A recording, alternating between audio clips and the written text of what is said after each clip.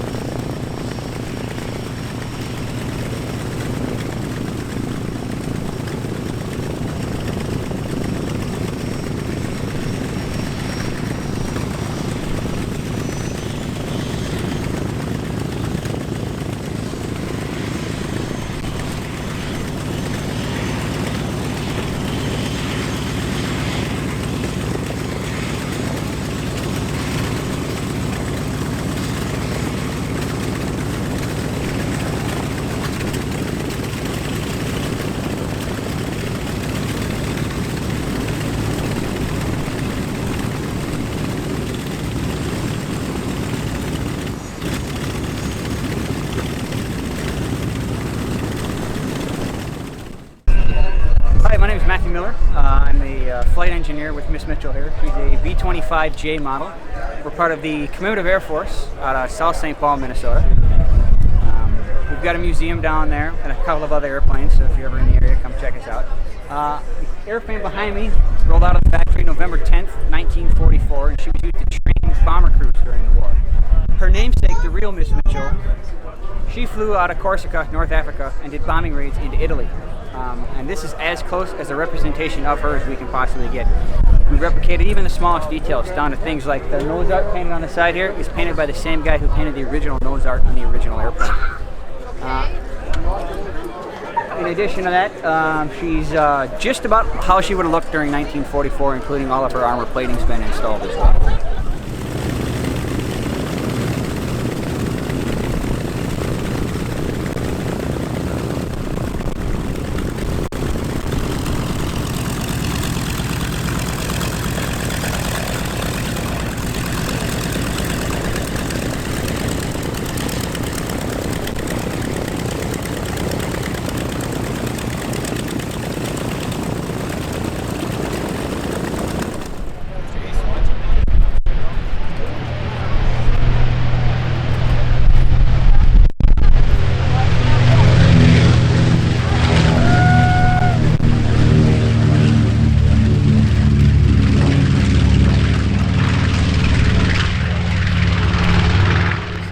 Happens to be a 1950 de Havilland Chipmunk from a Royal Danish Air Force. It came online in May and it flew with the Danish Air Force till 1977. Came to the U.S. in 3 shipping containers and started flying around, and I picked it up back in December of 2015. My name's Henning Henningsen. I'm a commemorative Air Force pilot as well, flying the PT-26, and that is the sound of freedom. So anyway, I fly for the CAF, and this happens to be my own personal de Havilland Chipmunk.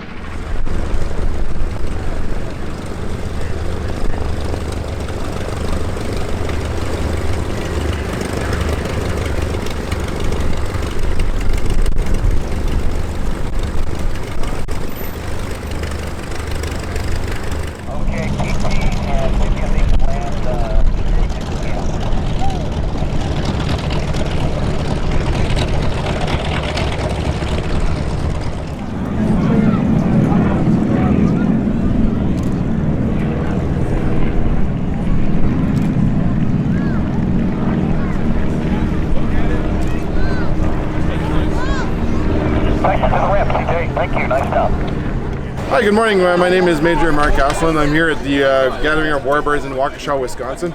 We brought the Dash 8100. We call it the CT-142 Gonzo for the big nose. It's a big radar in there.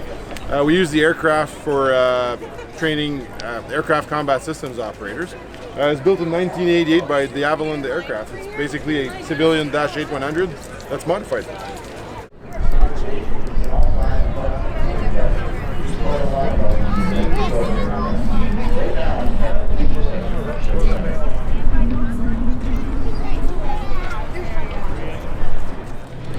All right, my name is Jeremy Keys. I'm from right here at Waukesha. The plane is actually based up in Juneau, Wisconsin. It's a CJ6 Alpha airplane. It's a Chinese aircraft.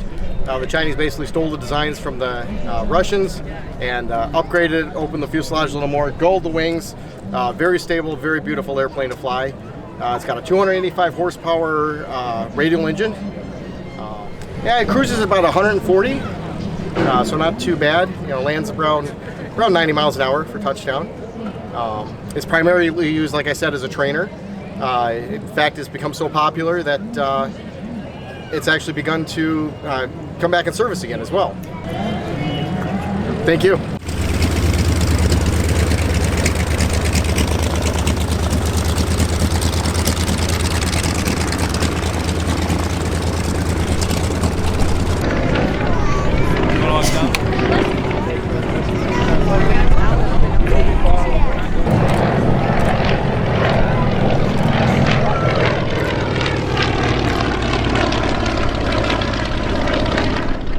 Okay, this is North America P-51 Mustang. It was a European-based fighter plane used for basically a long-range bomber escort.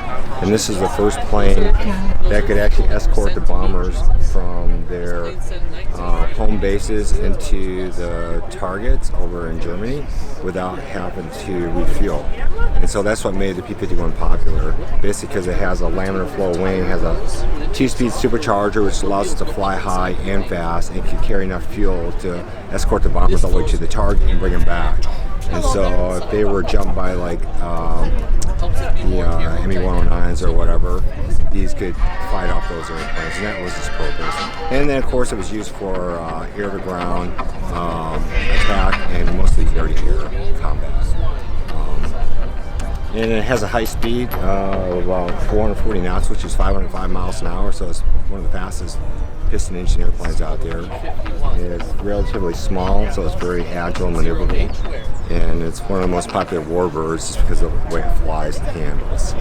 And this particular one belongs to the Warbird Heritage Museum in Waukecha, Illinois, and the owner of that is Paul Wood. And prior to that, it was owned by Vlado Lennick, who had it on the airshow circuit for years and years and years. So most people recognize the movie from Vlado. And so Paul bought that and put it in the Warbird Heritage Museum to honor him and the airplane. And so now we're just taking it back out to the airshow circuit.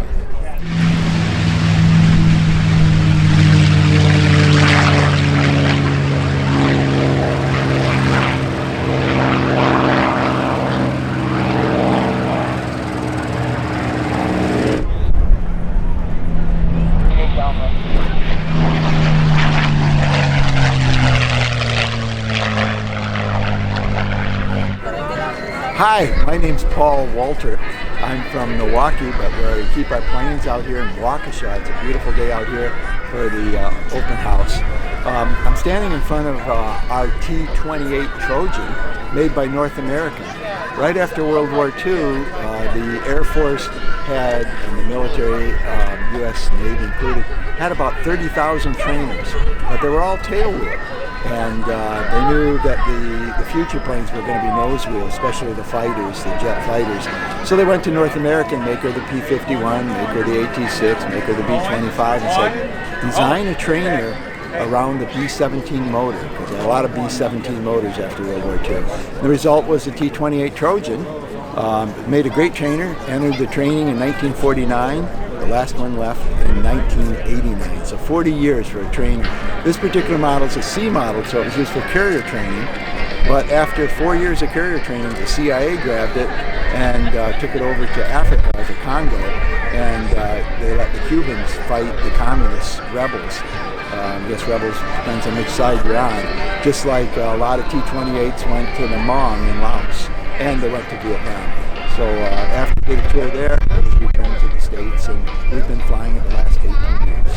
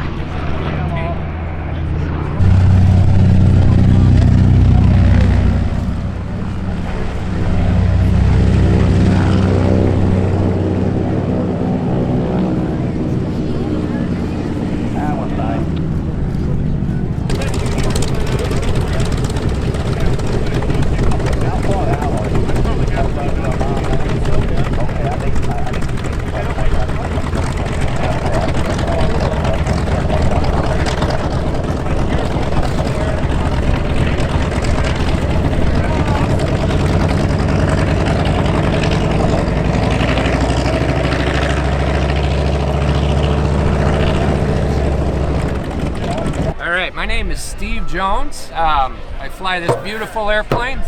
This is a 1956 Lockheed T-33.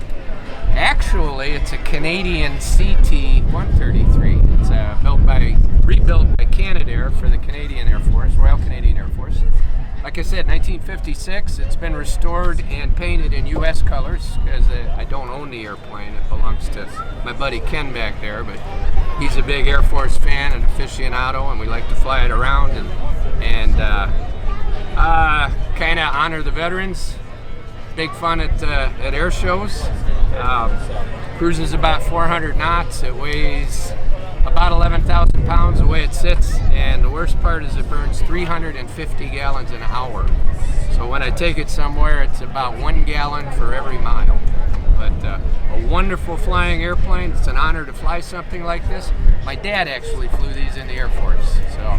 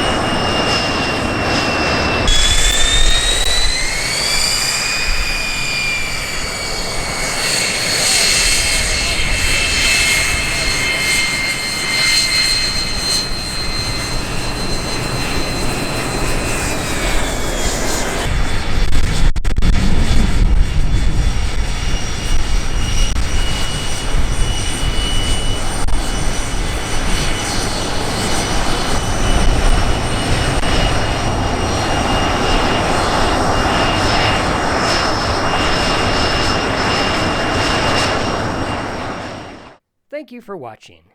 If you're looking for something to do, or you are traveling through Milwaukee Mitchell International Airport, stop by the Mitchell Gallery of Flight for some aviation history.